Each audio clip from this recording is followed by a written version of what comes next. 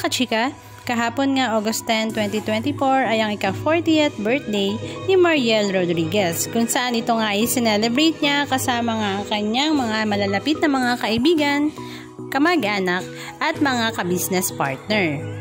Siyempre, present naman ang kanyang asawa na si Senator Robin Padilla, kung saan talaga namang napaka-sweet at may daladalang ang napakagandang bouquet of flowers nang magbo-blow na nga siya ng kanyang ika-40th birthday cake.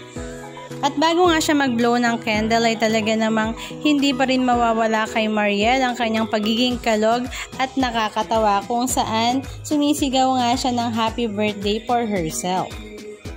Spotted nga ang kanyang mga malalapit na mga kaibigan sa showbiz industry, katulad na nga lang ng pamilya Soto na sila Pauline Luna, Danica Pingris, magkakapatid na Shara Soto, Jorella and Romina Soto, maging ang asawa nga ni Vice Mayor Gian Soto na si Joy Soto.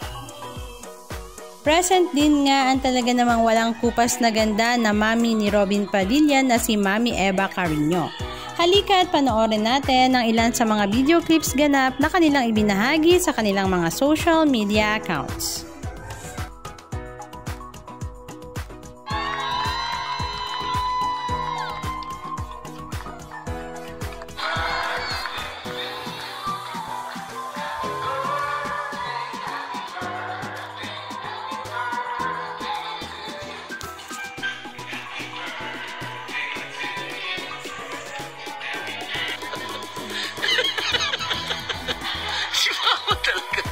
Mama talaga, happy birthday! Happy birthday! Happy birthday! Wow!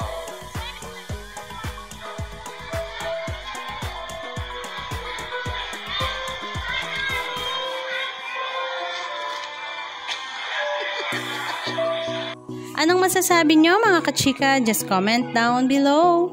And please don't forget to subscribe. Thank you!